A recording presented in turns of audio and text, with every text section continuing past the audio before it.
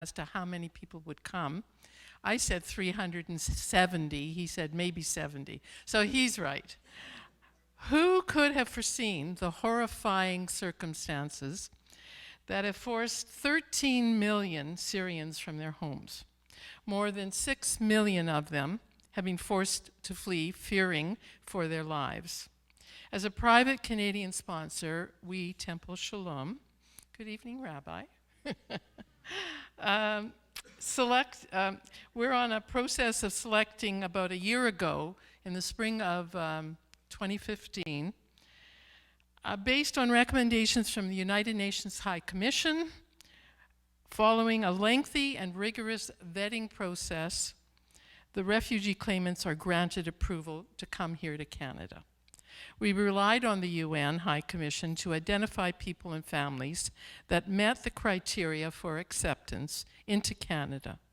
Our selected refugee families have cleared those hurdles. The paperwork from our end was submitted and approved in January 2016. Our refugees are presently awaiting their medical screenings and some cultural orientation. The individuals we are sponsoring, I assure you, are simply seeking a safe and better life and will soon be solid contributors to our community. Our 6 refugees, or actually 7 now, you may have read about that in the news. Our family delivered their beautiful little girl earlier this month. A C-section actually was required, and so that meant private medical care was needed. The steering committee made the decision to financially help the family with this extraordinary expense and forwarded the funds to the family.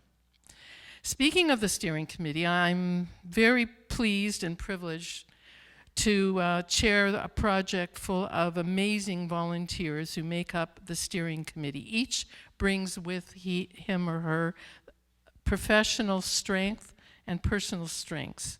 Those on the committee are Rabbi Dan, of course, who initiated this project and inspired us from the pulpit and has helped raise over $100,000.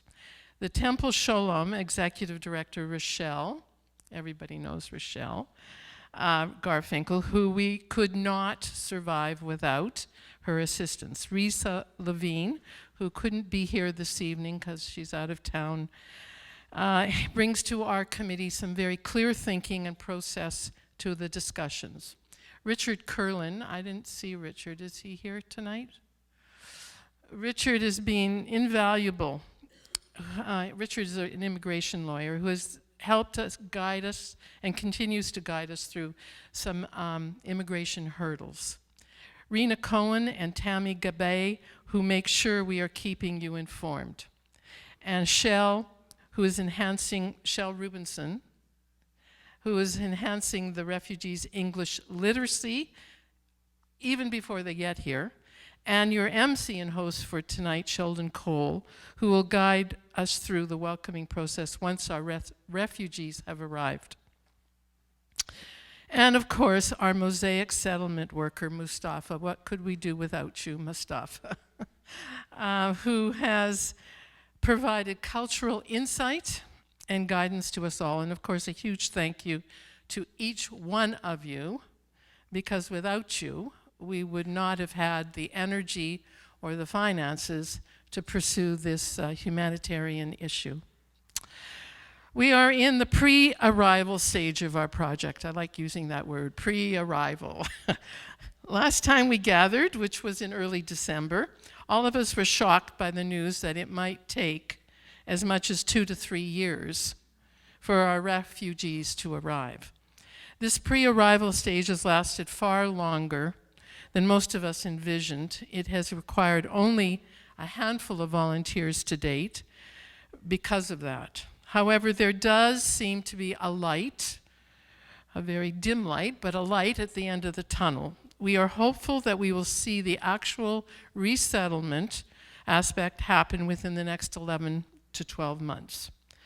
I'm encouraged that by spring 2017, our refugees will be here in Vancouver. Upon their arrival, the jobs of housing, clothing, furnishing, and socially engaging our sponsored refugees will begin, and that is when many of you can be actively involved in their resettlement. Just a reminder that the temple has a refugee fund set up, which includes taking occasion donations and, of course, the online gifting of Aeroplan miles. Before you get into this evening's program, I'd like to leave you with a request. As we continue to await their arrival, it's very important that you act as project ambassadors. Really important.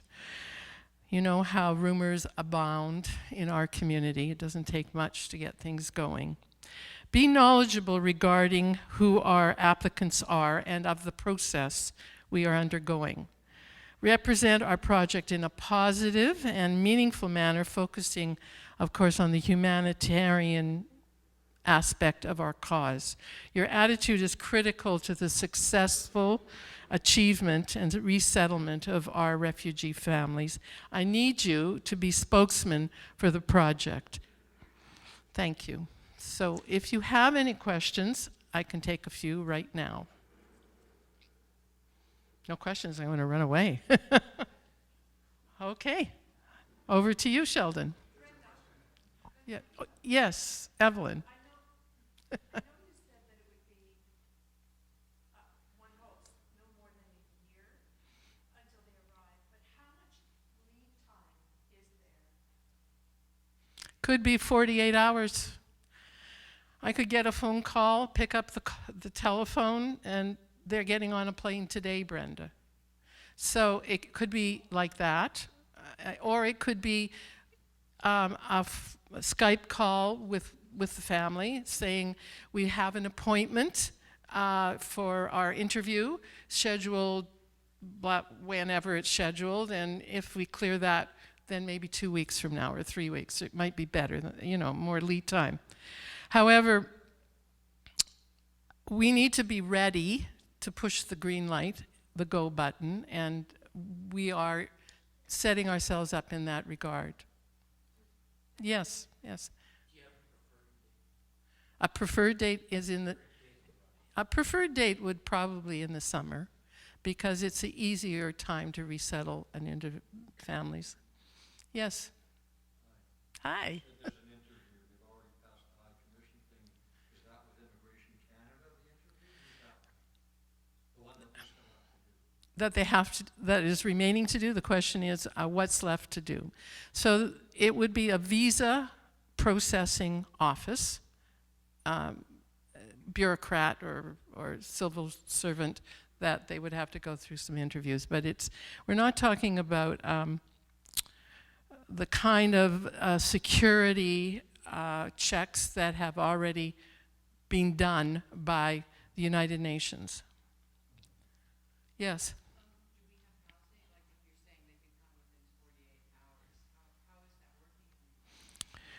Well, we have a person in charge of housing, actually a couple of gals, and they have already done some scouting of the territory or what might be available if need be, and where would be best to settle. So they've got an overall picture at this point. They don't have a specific apartment or a specific house, because that would mean putting a deposit down. We're not going there right now. Yeah. Sure, yes. Yeah, so we oh, I'm Ria Lazar. I'm supposed to be finding housing for our families. Okay. So, yeah, because we're not going to know until maybe very short notice, we really need to spread the word. If anybody knows of anyone that has a suite for rent, we're going to be looking for temporary housing probably, and more long-term housing. So for the couple, we need a 1-bedroom or 2-bedroom apartment. The family lives near Metrotown, so ideally we would be able to find a 1-bedroom apartment near Metrotown. That's not essential. If we can find a 1-bedroom apartment anywhere, at least for temporary, that would be great. The family with the 3 children will need at least 2 bedrooms. 3 bedrooms would be better. And the family lives just off Grandview Highway near Renfrew? Renfrew. So that sort of East Van area would be ideal. Again, for temporary housing, we'll take pretty much anything. So put it out on Facebook, send emails, just let people know that we're going to be looking for things short-term, long-term, and they can contact me or the office. Thank you, Rhea. Thanks, Rhea. I'm sorry. I'm going to cut this short now because we've got a big, interesting program going on for you. So unless there's something really pressing, I'm going to turn it over to Sheldon. Thanks.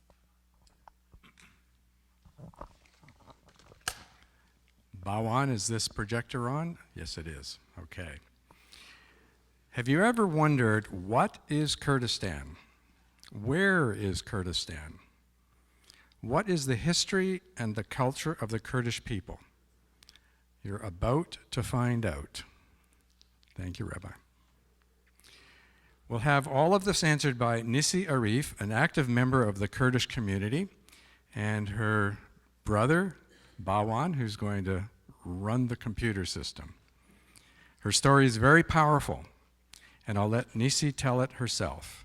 And Nisi will also have a Q&A following. Nisi, come on up.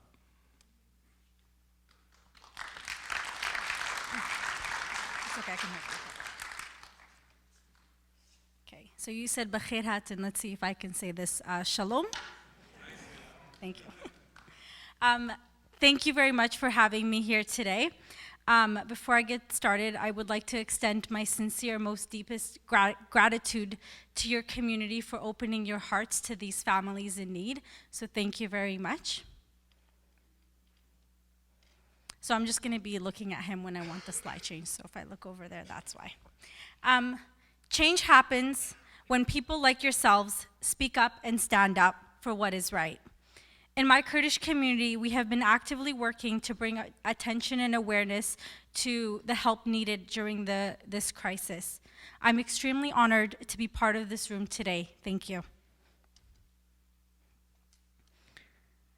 So today's topic, as Sheldon had been hinted, will be from the Kurdish perspective.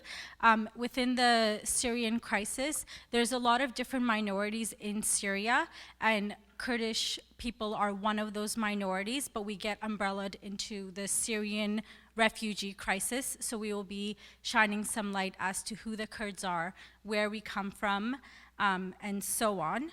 So this will be the focus because the families that are coming are Kurdish. So who are the Kurds? There are between 25 and 35 million Kurds. We are in Turkey, Iran, Syria, and Iraq. We're the 4th largest ethnic group in the Middle East, and we're the largest ethnic group in the world without a country of our own. The Kurds are one of the indigenous peoples of the Mesopotamian plains, which is, like I said, in Turkey, Syria, Iraq, and Iran. We don't refer to them as I'm from Iraq. I would refer to it as South Kurdistan. We go South Kurdistan, North Kurdistan, East Kurdistan, and West Kurdistan, just part of our identity. We don't like to get bubbled into the different regions that we're in. Today, they form a distinctive community. We're united by race, culture, language.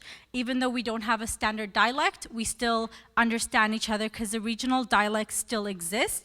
Because Kurdistan was never formed into a country, our language was never codified, so our distinct regional dialects still exist today. And sometimes you'll see a Kurdish person talking to another Kurdish person, and we'll have this puzzled look on our face like, what did you just say? For instance, the word watermelon, we have 4 different ways of saying that. So within our regions, we have that cultural distinction. And within our big umbrella of being Kurdish, we also have different religions. There are some Muslim Kurds, Christian Kurds, we have some Jewish Kurds, we have a Zoroastrian, we have Yazidi, and we have some non-practicing. So we are very open in that aspect. And when I was back home, I would see, where I'm from, I would see a church next to a mosque. Why we don't have a state? So it's very political. After World War I, after the defeat of the Ottoman Empire, the Western Allies essentially carved up the Middle East with the idea that they were going to put different minorities in different countries, and they were going, the idea of conquer and divide, that way that these different regions would always need that help from outside to help run the country. So Kurdistan was divided into Turkey, Syria, Iraq, and Iran. And in the 1920 document, the Treaty of Sevres, there was a proposed Kurdish zone. I'm just going to go up here for a second. So the proposed zone was in Turkey over here. And then 3 years later, in 1923, that border was taken away, and the map of the Middle East was formed. So in that point, we lost our, even the small territory that was going to be granted as Kurdistan. So after the borders were created, the Kurds have been discriminated against in many ways. I'm going to list some examples for you. The list goes on and on. So for example, in most of the parts of Kurdistan, the Kurdish language was banned. We weren't allowed to speak our own languages. In parts of Turkey, our clothing was banned. Where I'm from, there have been numerous genocidal acts committed in most countries. In South Kurdistan, I'm from the Iraq part. In 1988, Saddam Hussein chemically attacked Halabja city, which left 5,000 dead and thousands more injured. During Anfal, 100,000 people went missing in Saddam Hussein's regime. Young boys, including my cousin, were buried alive, and there's still mass graves everywhere that are popping up everywhere, and we still don't know what happened to my cousin. Most recently in Turkey, which is northern Kurdistan, curfews have been set. These curfews require people to stay indoors during specific hours while the Turkish regime, the government, fires upon civilian homes, blocks medical equipment to come in, and Turkey's campaign in Kurdish cities also includes arresting politicians, lawyers, journalists, and killing dozens of refugees. And these are just of some of the things that are currently happening. In Iran, Kurds are being publicly hung to send a message to other people not to speak up for who they are. And family members globally can't even speak up because of their loved ones being in danger in Iran. In Syria, the population of Kurds is about 7 to 10%, most of them living in the areas in which was attacked by ISIS, so that's what the evacuation led to, so all the Kurdish people exited that way. The reason I'm giving you a little bit of this history is because it's a Kurdish story, it's a Kurdish narrative, it's something that's been happening for the past 100 years, so this isn't new to us. It's something that we have been accustomed to. And go ahead. And I would like to share my story with you. And this is not just my story, it's my mother's story, it's the Kurdish story, it's the Kurdish narrative. And within this, we're not victims, we are survivors, and we are very, very strong. So it's important to shift that narrative from being the victim to being the survivor, to showing that we have strength.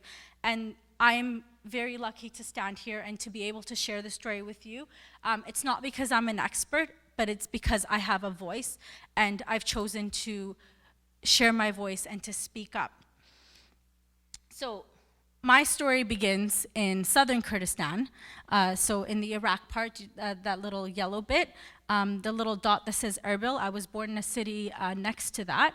I was born in 1987 during the Iran and Iraq War. At this point, Saddam Hussein was fighting a two-front war. He was fighting the Kurds in the north, and he was fighting Iran.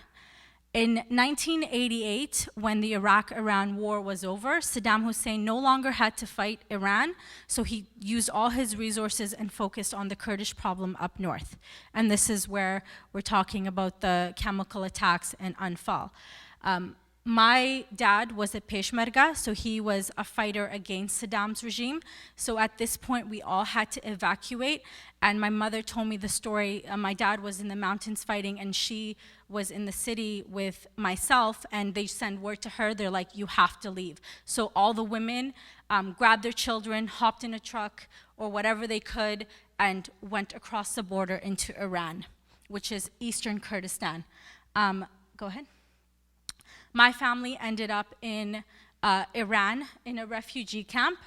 That's my mother in red, and that is me in her arms. So this is in 1988, and the tent behind us is where we lived for about 6 months, trying to meet the basic needs of survival. And I was a very fussy baby. I wouldn't take the milk that was provided in Iran, so my dad had to sneak across the border back into Iraq and get the powdered milk, risk his life just so I could eat. And so we lived in the refugee camp for about 6 months, and then most families that are living in these refugee camps don't have an option of going home, but as I've said, we're survivors, we're strong, we look for options, we try to grow ourselves. So my dad started working, trying to scrape everything that he can, and we were finally able to move into a house. We shared that house with 3 other families, and my sister was born in Iran at this time.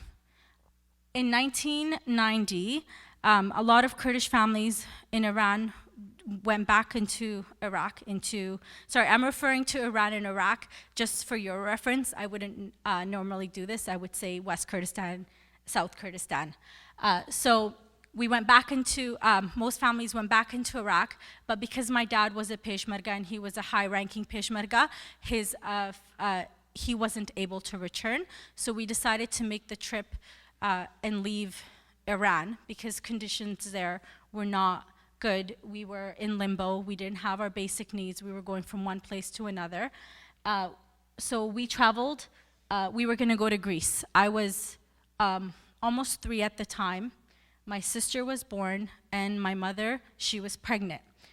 We decided to go across Turkey, so that's not our route. I just use this as a reference.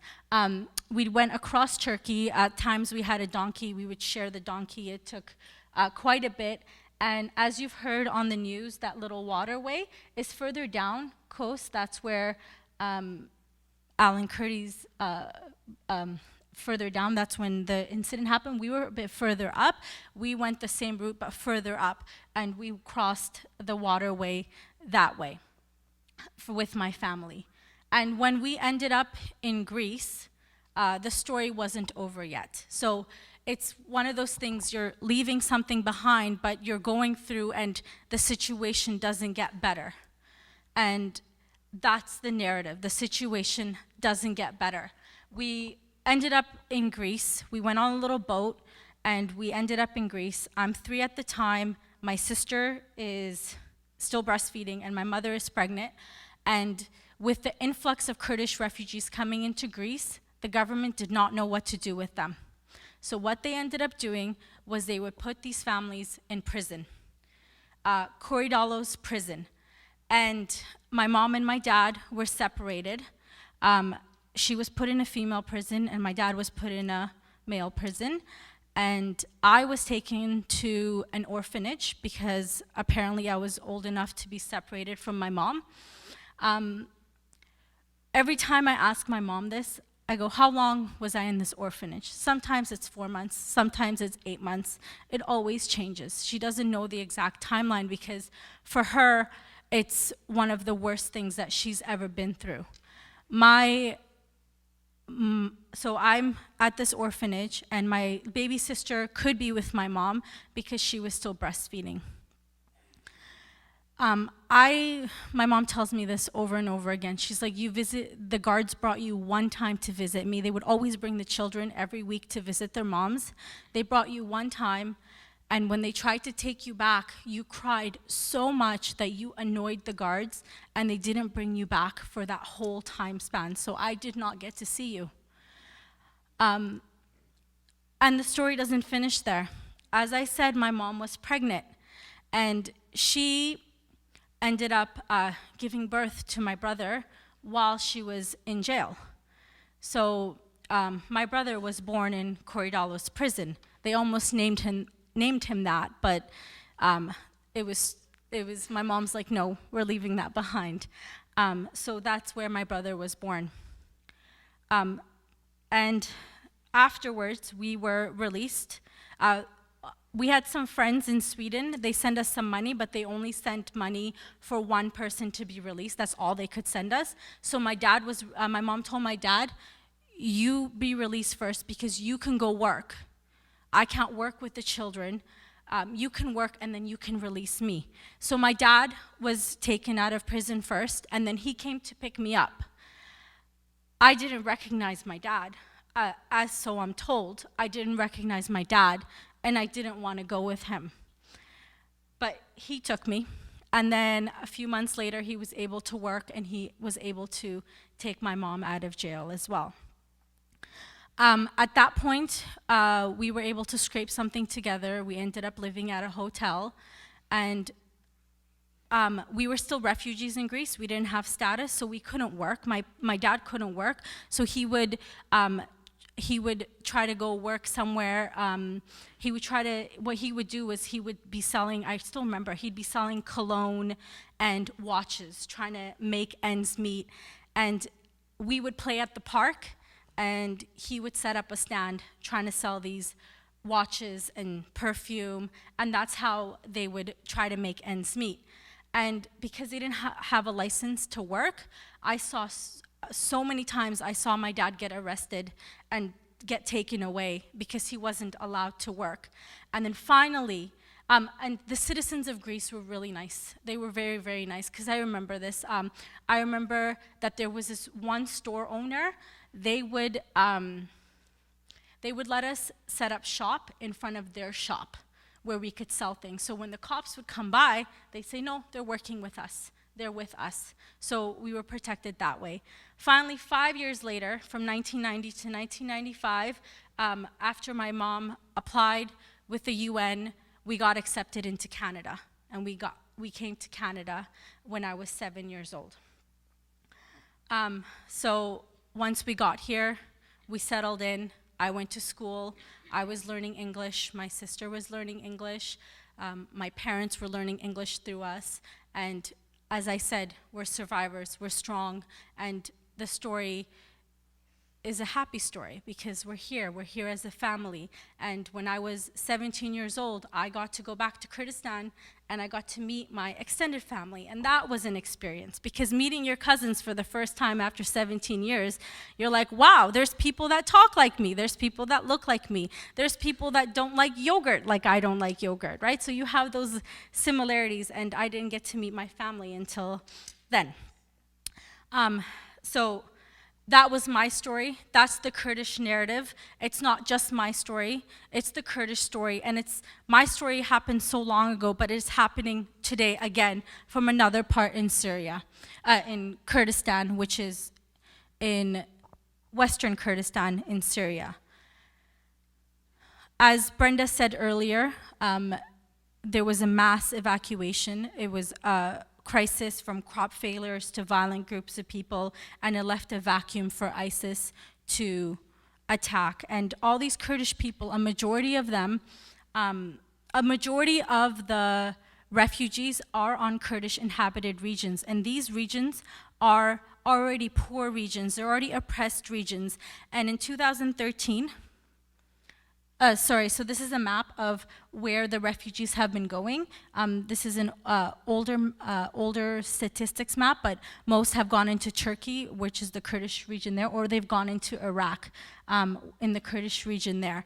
And in 2013, I was in Kurdistan visiting my family, and a week prior to when the borders opened up, I was going around and I was taking these pictures of these old abandoned houses made out of clay and rocks. And I thought they were so cool. This is my history, this is what people used to live in, but they're all broken down. And I was just taking pictures. It's not livable, there's no electricity, there's lots of garbage, lots of glass everywhere. Next slide. As you can see, half of them have roofs cut off, they have partial roofs. And I was just taking pictures, and a week later, the borders opened up between Iraq and Syria, and 40,000 refugees came through. So this is in 2013. And I was there for that, and the ones that most of them went and started living in these houses. Families started living in these houses because they had nowhere else to go, and they were considered the lucky ones. 5 families would go live in this house, and they would go and clean it up, and they had a partial roof, but they were lucky because they had a partial roof over their head. Some of which went into refugee camps. This is when it initially happened. Schools were shut down, and families would go live in these schools. And something so amazing happened. These refugees were coming in, and from the poor to the wealthy, people started collecting things. They started collecting blankets, oil, rice, and some of the poor families were taking out their old things. And it was football fields of supplies just donated to these newcomers, to these refugees. It was the people from my region had experienced this when they went into Iran, and it's something that you try to give as much as you can. But this was a few years ago, and these these refugees are still living there, and the people there are already poor, so they're giving everything that they can, but there isn't enough wealth to go around to sustain this large population of people living in these regions, or have come into those regions. Go ahead.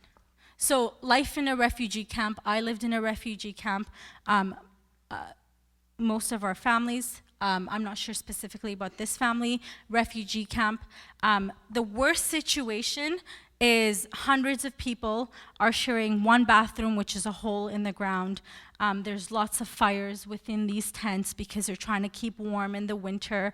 There's a lack of education for the children because you're trying to make ends meet, and school is on the back burner of things when you're trying to get food and water and shelter for your families.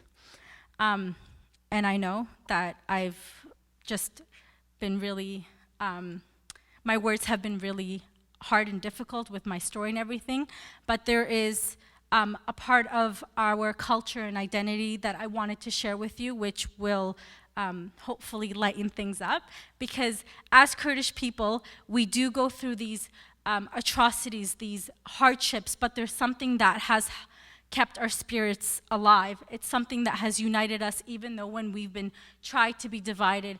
It's our songs, it's our dance, it's our clothing. One more. So this is a group of Kurdish women dancing. We hold our hands in unison, even though we're from different parts of Kurdistan. We practice in each other's dancing. We hold our hands to symbolize that we are united. And our clothing is something that has really kept us going.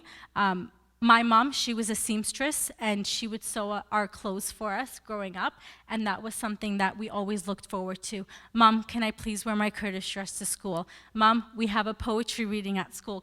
They told us to wear something fancy. Can I please wear my Kurdish dress? And of course, she always said yes. And we are going to be doing some dancing later, and we have some singers, and I invite all of you to come join us, because Kurdish dancing is just, it's an amazing experience just it starts from the beginning of the dance, and the energy from the first person goes, because our hands are linked, goes into the next person, all the way through, and it's just an amazing circle of joy and experience. And our fighters, even if they're being attacked, the next day, you'll hear them in the mountains, and they're singing, and they're dancing. So in every part of our history, that's how we've held on to ourselves. That's how we tell our stories. That's how we tell our history, because our schools were taken away from us. Our language was taken away from us. But that's what really held us together. And that brings me to the end of the presentation. So thank you very much.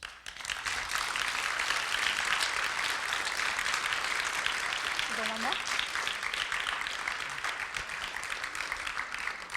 So, yeah. So if anybody has any questions for me, I know there's a little bit of time for some Q&A. Go ahead.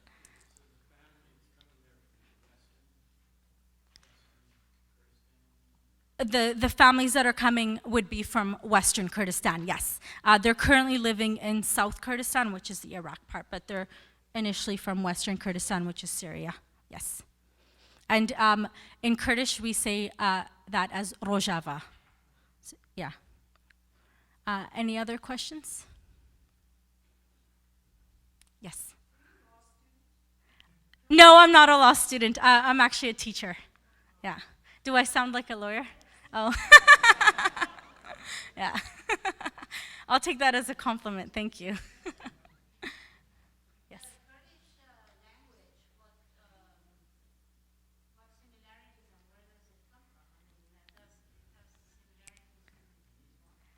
Yeah, so there are some similarities. Excellent leeway into something that we had. Mustafa's coming around and giving you guys some sheets, and we'll actually practice saying some words in Kurdish.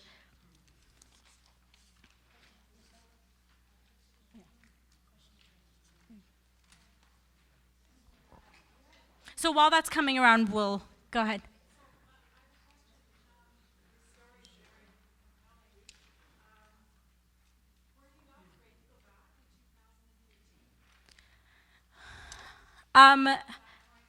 Yeah, it's something that a lot of people ask me is, weren't you afraid to go back? And there's always a fear in returning, but when you've been, when your land and homeland have been taken away from you, there's that urge and there's that need to go back and to actually explore and meet your family. And at that point, the city that I'm from wasn't under direct attack, so it was, I'm from the Iraq part, so that part was safe where I'm from. So I was able to go back. The first time I went back was during when Iraq was fighting, when the US was attacking Iraq, and we actually had to sneak in through Turkey. We landed in Turkey and we went through the border via vehicle, right? We went that way, but it's this need, it's this urge, and you can't fight it. In 2013, I just had finished my teaching practicum, and I had 3 weeks off, and I needed to go back before. Yes. It's a very good question. Mustafa, would you know? How big is the Kurdish community in Vancouver? Yeah. So around 2,000 people. To be generous, sometimes we say 4,000 people, but it's not very big. And I was telling somebody earlier, because we have a smaller community, we have people from all 4 parts of Kurdistan, and we've really gotten to know each other, and we know each other's dialects, and we know each other's dance, because each region has different dances as well. Go ahead.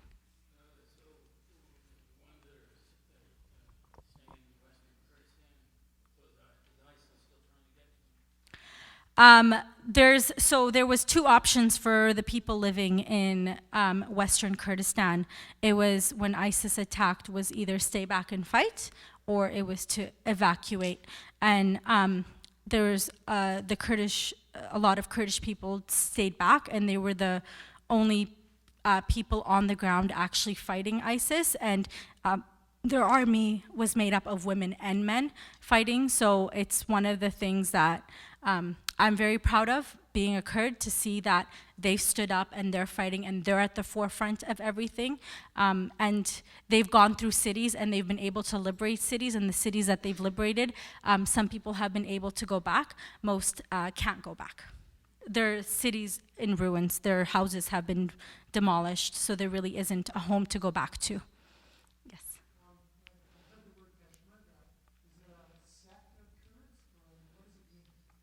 Peshmerga is before my soul. That's the direct, before my life, that's the direct translation. So a Peshmerga is a Kurdish fighter that has put his life before, or put his or her life before their own, or sorry, they've put everybody else's life before their own to protect the region. And the word Peshmerga used to refer to all Kurdish fighters, and most recently it's been, so I still refer to Peshmerga to all Kurdish fighters, but then each region of Kurdish fighters has their own name as well. One more question? Just one more. Yeah. Yes.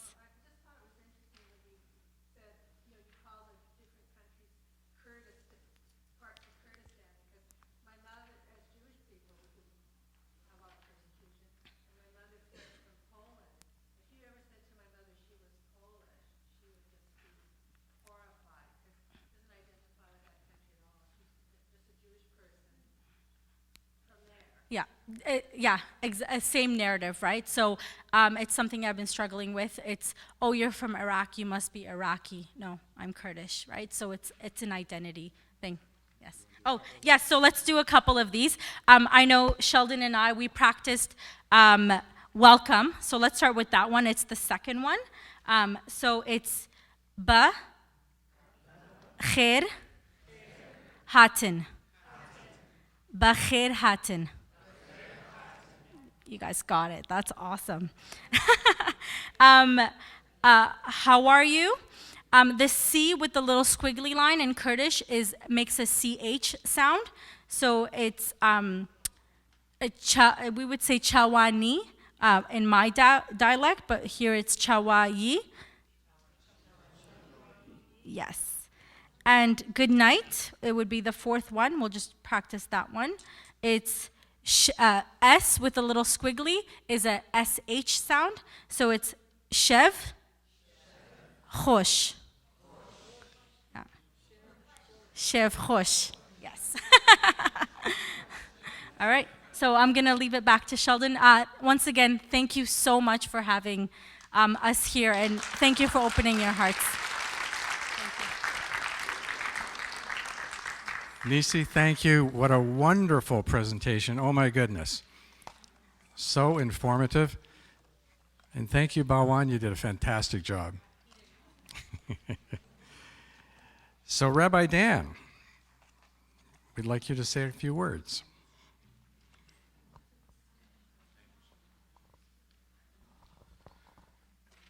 Wow. I don't know lawyer, but teacher for sure. You taught us so much. You all did. We have so much in common. Our stories are so intertwined, both present day and certainly historically of our people. We celebrated Passover together. You came to our Seder, and as we go through the plagues, the 10 plagues of the biblical story of the slavery of the Hebrew slaves in Egypt, we come to the plague of darkness. It's the first one, Hoshech. And you're like, what's so bad about darkness? And our rabbis say, how could this really be a plague? And the answer is that it was so dark that human beings could not see each other. Pitch black so much that a person could be standing in their own tent and not see the person standing just across from the tent with them, in that tent with them. The isolation that was felt, the sense of not being aware of the needs, of the presence of the other, was devastating. And we have been in darkness. The plague of darkness has descended upon our world with regard to this incredible and greatest humanitarian crisis since World War II. We didn't see. We didn't see each other, and we didn't see ourselves in the other. And it took a picture of a little boy to wake some of the world up, and that picture is fading now. And you've brought it back to color for us so that we not forget. Because I know in our synagogue, in this room, on Kol Nidre, on our holiest of days, when I spoke about this challenge to us to do something so that we not stand idly by, as our tradition commands us not to. I know that we saw it crystal clear. But time passes and the urgency fades, and the news cycle shifts from the very real story of the Kurdish refugees and the Syrian refugees and that crisis to things like Donald Trump and all these other things, and that we think is important, and it's not. This is important. One of our great modern scholars, Rabbi Abraham Joshua Heschel, who himself was a survivor, was rescued, a refugee from the Shoah, from the Holocaust. Got out just before he couldn't get out. Was in New York City teaching at our rabbinical seminary, teaching rabbis to become rabbis, or students to become rabbis. And as he walked the streets of New York City in the late 1930s, the story goes that there were people sleeping on the streets. There were homeless people, as there are in every major city, and certainly as there here is in Vancouver. And he walked into his class on the first day, and he was in tears. This is a man who had lived through the beginnings of the Holocaust, who had seen incredible horrors, and he's in tears, and he says to his students, "How can you be sitting here when that is going on out there?" And they said, "What is going on?" He said, "There's people sleeping in your streets. There are children eating out of garbage cans. There are old people lying on steps. How can you be here?" I said, "Rabbi Heschel, this is all over." And he said, "But you're not seeing it. You're walking right by it.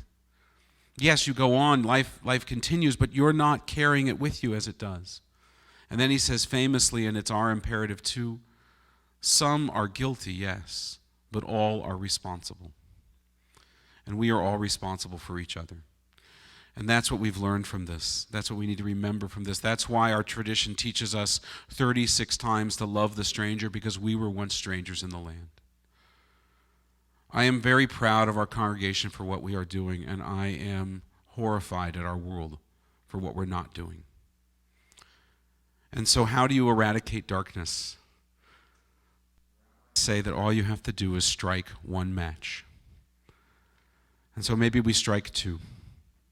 And the little bit that we can do to help your families, we can kindle a fire, a light that hopefully will eradicate some of the darkness in our world and in our minds and in the way we see other people, and to see ourselves in them, to see them in us, to see our intertwined stories as human beings, as fellow refugees, as people that have struggled and gone through challenges and survived. Because we are still here, and you are still here. And thank God now we are here together, and we should never be apart. Thank you so much for what you've done. Thank you, Sheldon and Brenda, and our incredible committee and our leadership on our congregation. And thank all of you for doing the great thing, for doing the hard thing, for doing something awesome. Thank you.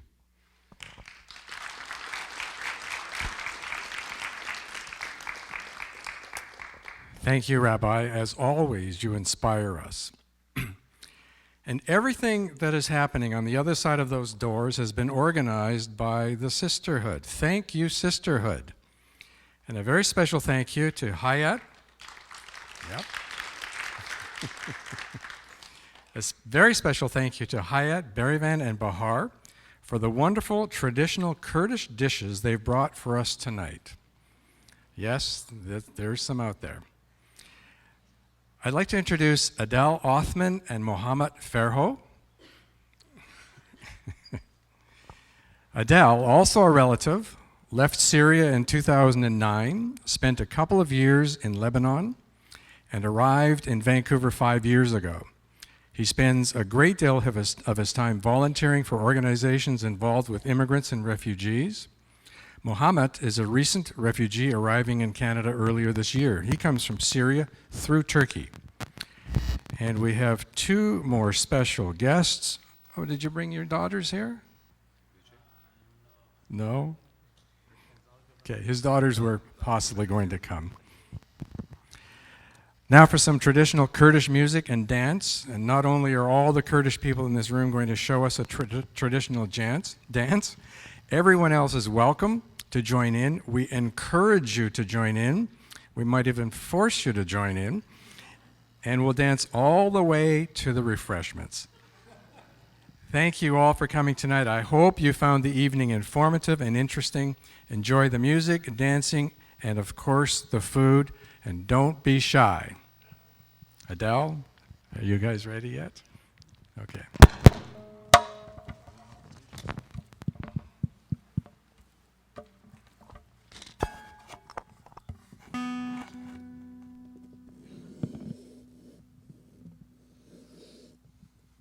Hello everyone.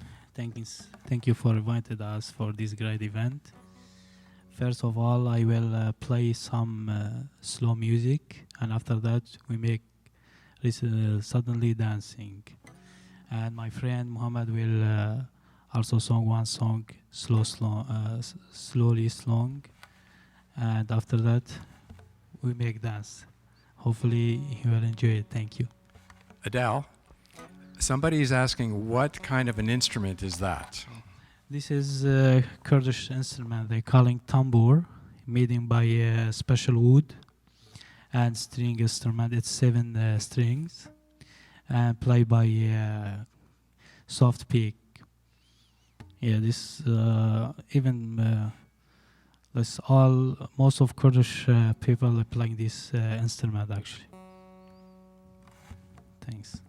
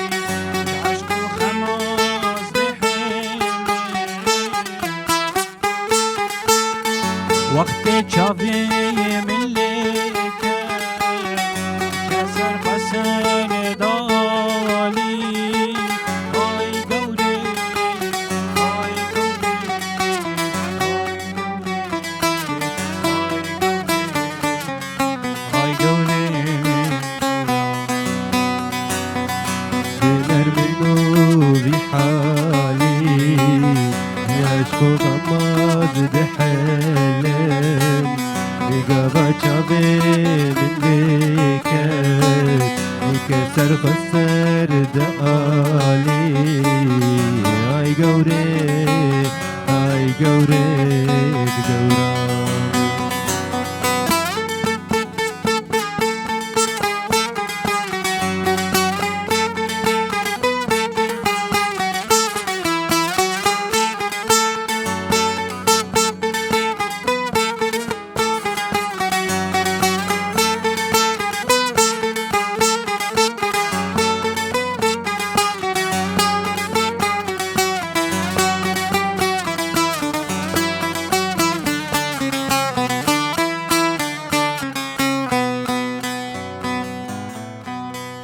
Thanks.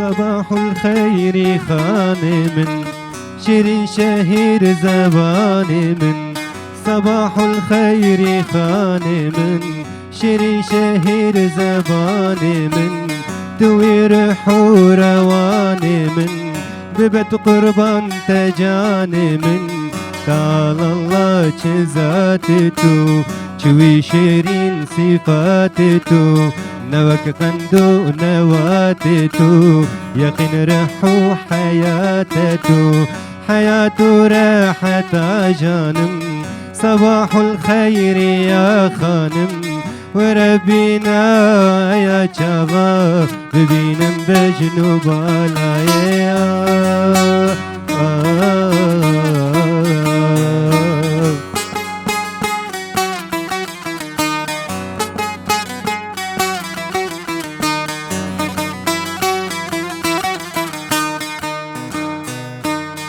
جوز الفيج وبندي راب ملاج بيونا دي جوز الفيج وبندي راب ملاج بيونا دي سبيت اسمه سبي زندي تصهت مشبه تفندي شبه شمع وشمال مأز جبر حبه تلال مأز شبه شمع وشمال مأز جبر حبه تلال مأز زعيف موك هلال مأز صفة قوين ديكال مأز ببلبل راب أفغانم صباح الخير يا خانم وربينا يا شباب ببينم بجنوب يا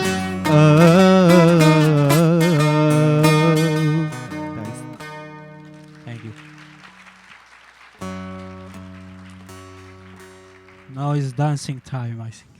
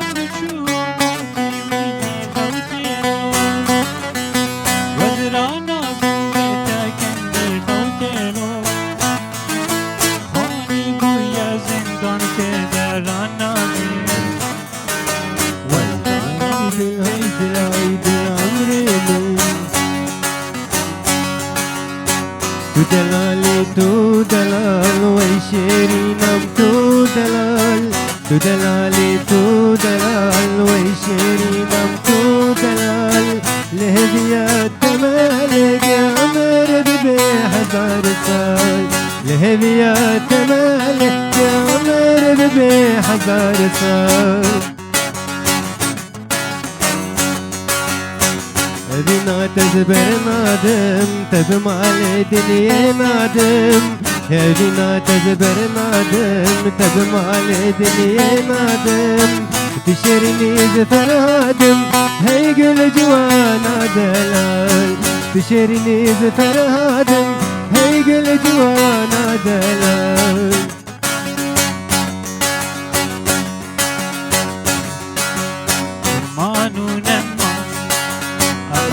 aman koçeri tibqul ana kemberi aman koçeri tibqul ana kemberi la wikchu yasferi la wikchu yasferi aman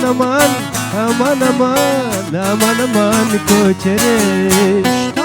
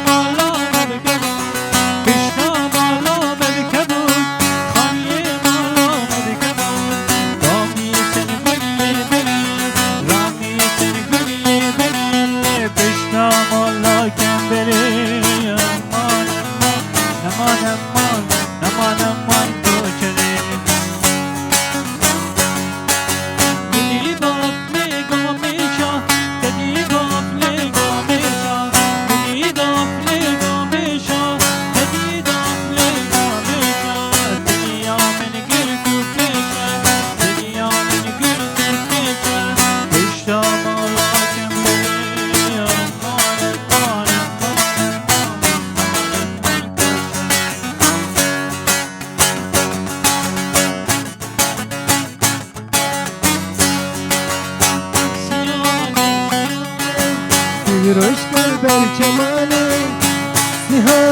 Sihame Leki roşkar berçamane Geçen sal alfey tamam Geçen sal alfey tamam Leki rune kirem neghame Kirune kirem neghame Firimo bermalay gizdanimo Firimo bermalay gizdanimo كدرك تجدمو لو كدرك تجدمو وزبقى يلبمو وزبقى يلبمو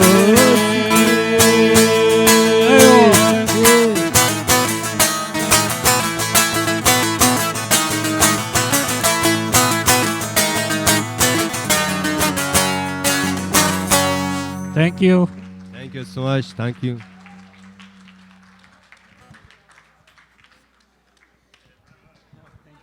Thank you so much. Thanks. Thank you so much. Thanks. My pleasure. Thanks. Thanks. Sorry. Yeah. Oh, they learn very fast. Yeah. Thank you.